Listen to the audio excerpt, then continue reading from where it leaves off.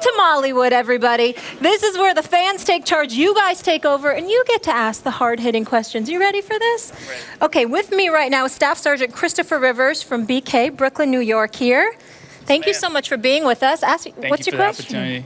What are the chances of the Giants winning the title this year?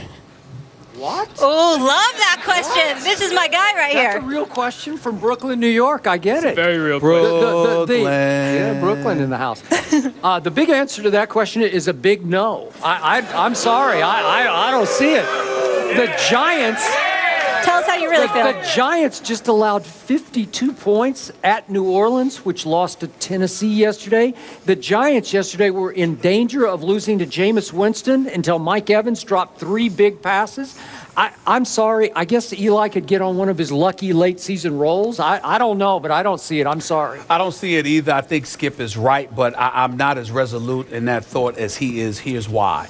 Although I think their defense is pathetic, they should be ashamed of themselves the way they gave up those points to the New Orleans Saints, and Dominique Rodgers-Cromartie appears to be the only playmaker in their secondary.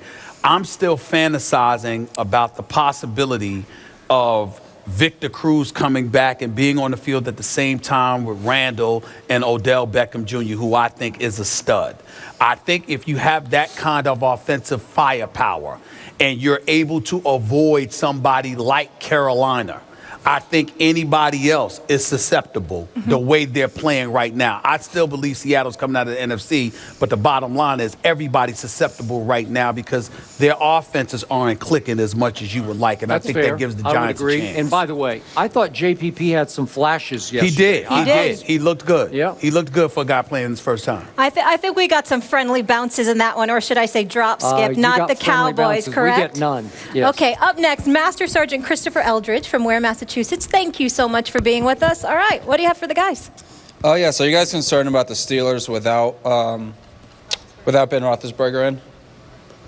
Fire away. Excuse me? I'm sorry. Without Ben, Steelers, you concerned? They're your team. I'm very concerned. First things first, your superiors told me to get on you about your mustache. We'll talk about that. We'll talk about that a little bit later. You can defend All right.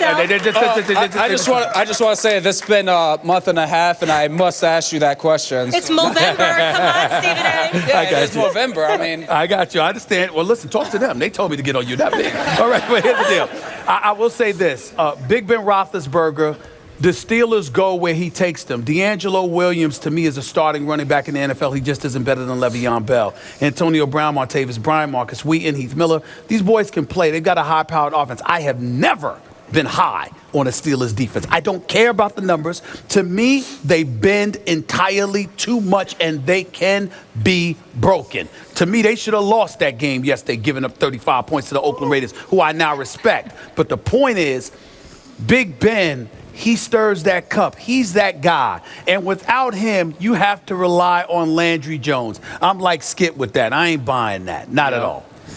I can't either. It's starting to feel like a not meant to be year for your Pittsburgh Steelers. And I don't know how long Ben's going to be out there, estimating 3 weeks. 2 to 3 weeks. Man, I don't know. It's starting Probably going to be longer. It looks bad. Pretty shaky, and I agree with you. And I went out on the limb, picked the Raiders on Friday, and I like the way they played, but you can't turn it over 4 times on the road and expect to come out alive of that game. But shout out to Antonio Brown and D'Angelo Williams stepping in. Both of those guys. Well, Antonio Brown made it a little bit interesting when he botched that punt, but I forgive him.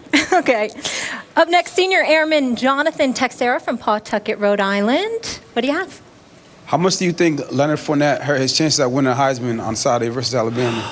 Man, you know, I said on Friday's show, I didn't think Leonard could lose the Heisman on Saturday night, but when you go for a total of 31 yards on 19 tries and you get 16 of them late on one run, not very good. I'm afraid he did in his Heisman chances. The only thing he's got going for him is no one else has emerged as the candidate. Maybe Derrick Henry did on the same stage because that was a big-time performance. Well, Derrick Henry's been balling. That's number one. We were talking about Leonard Fournette. I kept mentioning Derrick Henry because he's a stud himself. I would tell you that Leonard Fournette, it appears like, like he hurt his chances. But I want to say I sincerely hope not. Here's why.